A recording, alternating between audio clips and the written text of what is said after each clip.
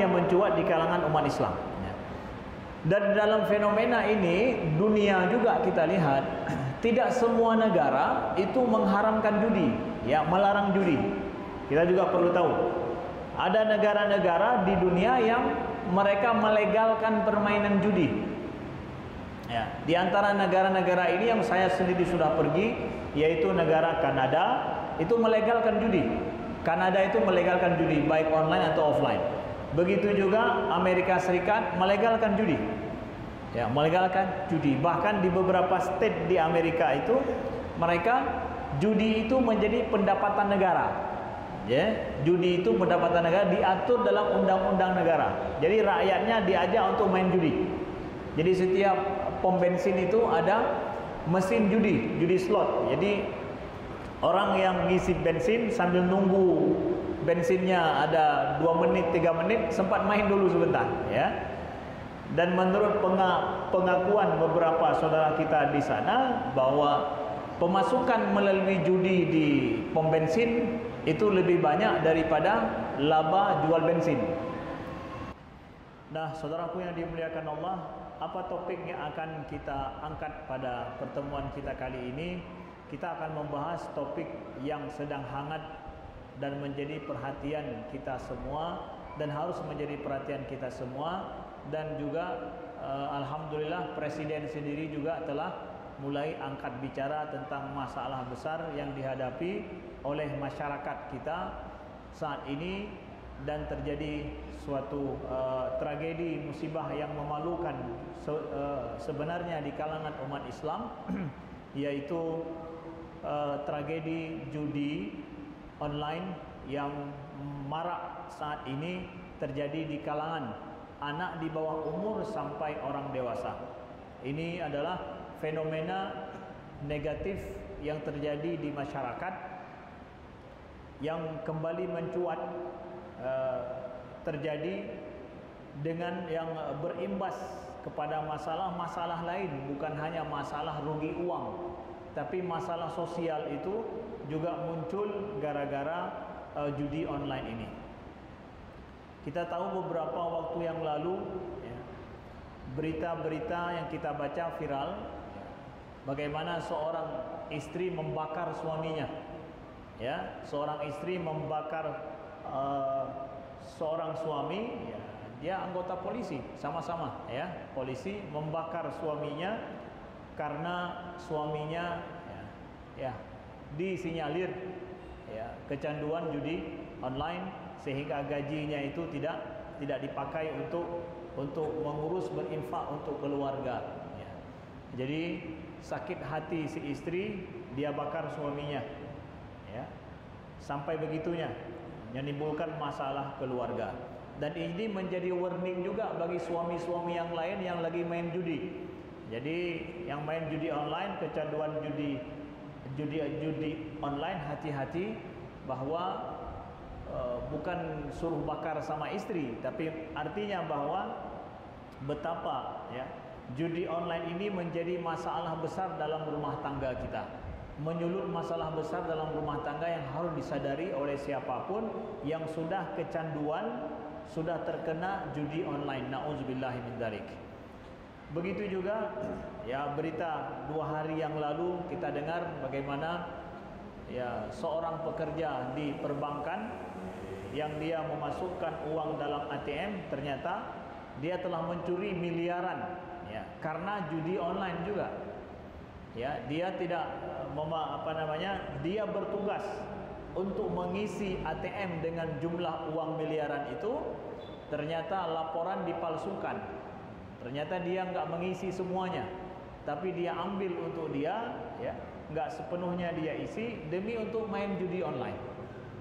Bayangkan, kita pikirkan sudah kaya dia, ya, enggak perlu lagi harus buat begitu. Ternyata pemain judi online ini enggak ada yang kaya, miskin, ya, terpaksa harus mencuri. Nauzubillahi min dzalik.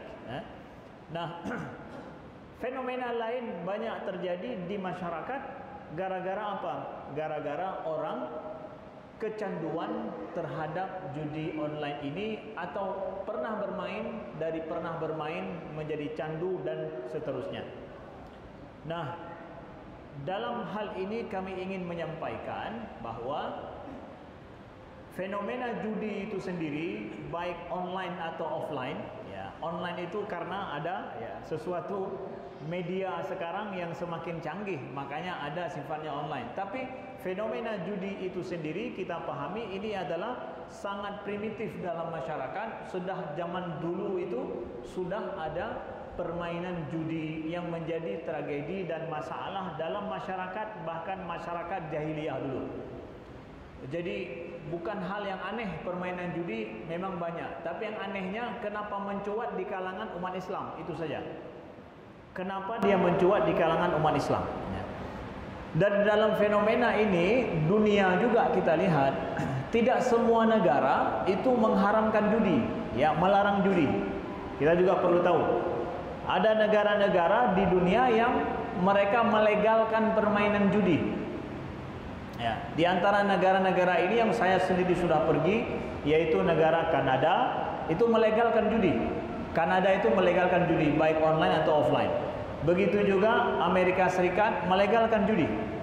Ya, melegalkan judi. Bahkan di beberapa state di Amerika itu, mereka judi itu menjadi pendapatan negara. Ya, judi itu pendapatan negara, diatur dalam undang-undang negara. Jadi rakyatnya diajak untuk main judi.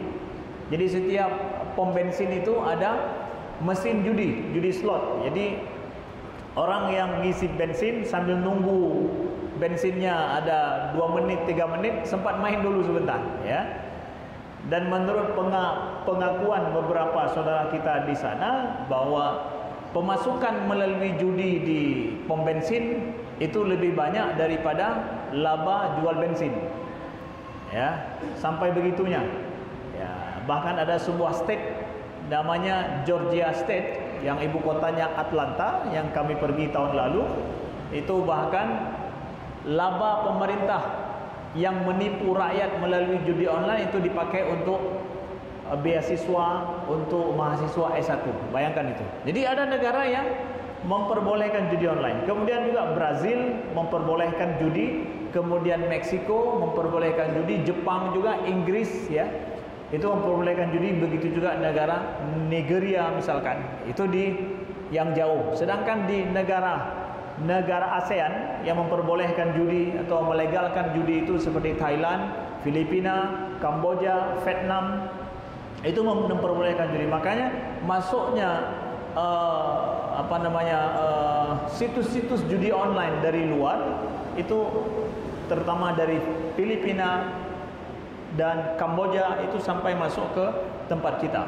Nah, jadi karena situs ini adalah situs dunia, jadi ada di sana negara-negara di dunia yang mereka melegalkan. Begitu juga Macau yang kita tahu, di China, Taiwan, itu hobi mereka adalah bermain judi, dilegalkan di negaranya. Maka kita respect dan kita hormat kepada negara kita yang undang-undang mengharamkan permainan judi baik offline atau online. Ini sesuai dengan syariat Islam. Jadi ketika negara kita menganut undang-undang, semua bentuk permainan judi itu diharamkan oleh negara, kita support dengan baik dan kita sama-sama mendukung terhadap usaha pemerintah dalam menghapus dan juga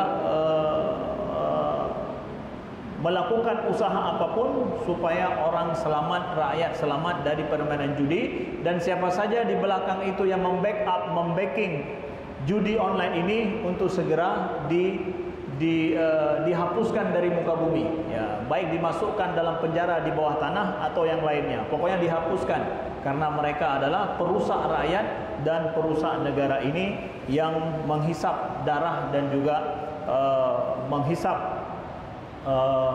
harta secara haram, secara tidak normal. Nah, maka dari sini kita lihat dalam Al-Quran, Allah Subhanahu wa Ta'ala telah berfirman sejak zaman dulu, ya.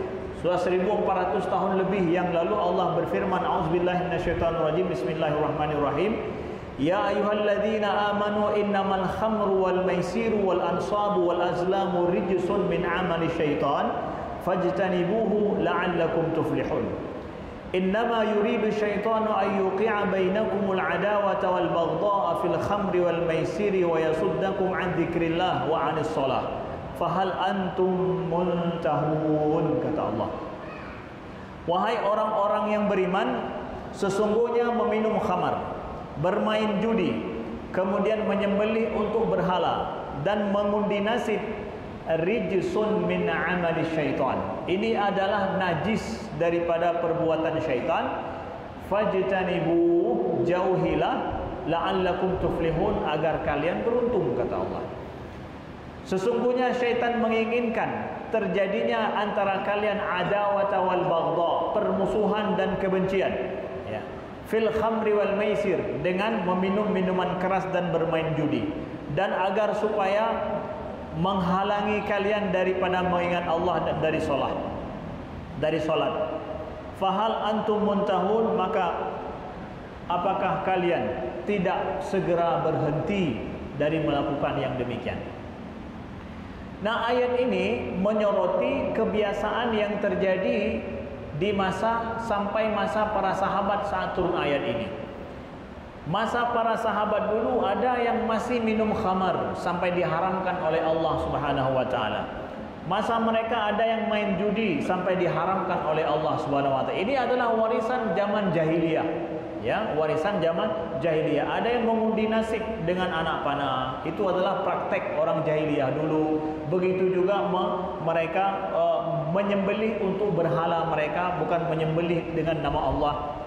Itu di antara praktek-praktek yang diharamkan, praktek jahiliyah. Nah, sekarang mengundi nasib dengan anak panah enggak ada. Kemudian orang mungkin menyembelih untuk berhala tidak ada. Tapi masih ada dua macam ini sampai zaman modern ini. Katanya zaman hebat, zaman ilmu pengetahuan, zaman manusia haya tak kaji pau langit. Tapi mentangna binatangnya dua apa? Punya minum khamar dan main judi. Dan uniknya minum khamar dan main judi ini memang zaman dulu yang minum khamar main judi, yang main judi itu minum khamar. Jadi suatu hal yang enggak terpisah. Maka dalam ayat Al-Quran bahkan disebutkan dua hal ini. Yang pertama, main judi, minum khamar dan main judi. Innamal khamru wal maisir, ya, khamar dan maisir, main judi ini, perjudian. Dua hal ini, ya, itu masih ada sampai hari ini. Maka tahulah kita, saudaraku, bahwa ini dua praktek ini adalah praktek jahiliyah yang masih ada sampai hari ini. Oh, sekarang hebatnya apa? Hebatnya sudah ada memakai teknologi supaya praktek judi ini sampai kepada semua orang dengan cara yang lebih mudah. Nah, ini dia. Ini yang menjadi lebih mengerikan lagi. Sehingga ada sebuah studi sendiri dibuat, survei hasil studi ilmiah dibuat di University of Nevada di Las Vegas, bahwa judi online ini jauh lebih mengerikan daripada judi biasa konvensional. Ya, orang pergi main judi di suatu tempat, ada hubungannya dengan orang lain, ya. Dia untuk main judi harus ada lawan dulu. Kalau nggak ada yang mau ajak main, nggak bisa main. Jadi ada yang main, ya, baru bisa main. Atau dia pergi ke suatu tempat, lalu di tempat itu ada menyediakan media untuk main judi. Ada mesinnya main judi misalkan, baru dia bisa pergi main. Ada tempatnya juga aman, terlindungi, baru dia bisa main. Tapi judi online hari ini, dia tidak perlu kepada orang lain, kemudian juga media ada di tangannya, dan di mana-mana pun dia merasa aman untuk main. Tidak ada lagi penghalang bagi dia untuk main. Kalau misalkan pergi main di sebuah gedung, di sebuah hotel orang main judi, ada mesin judi di sana, dia harus pergi dulu, cari kesempatan waktu yang pas. Jadi masih banyak faktor lain yang bisa menghalangi dia dari main judi, karena ada faktor-faktor yang harus tersedia untuk sampai kepada mesin judi. Tapi na'udzubillah, hari ini HP yang ada di tangan orang, dia kemana-mana membawanya, kapan saja dia bisa mengakses kalau dia mau untuk berjudi, berapapun dia sanggup, na'udzubillah. Nah, maka tragedi judi online hari ini itu akan sangat membinasakan ke depan dibandingkan zaman dulu. Zaman dulu orang mudah untuk berhenti dari judi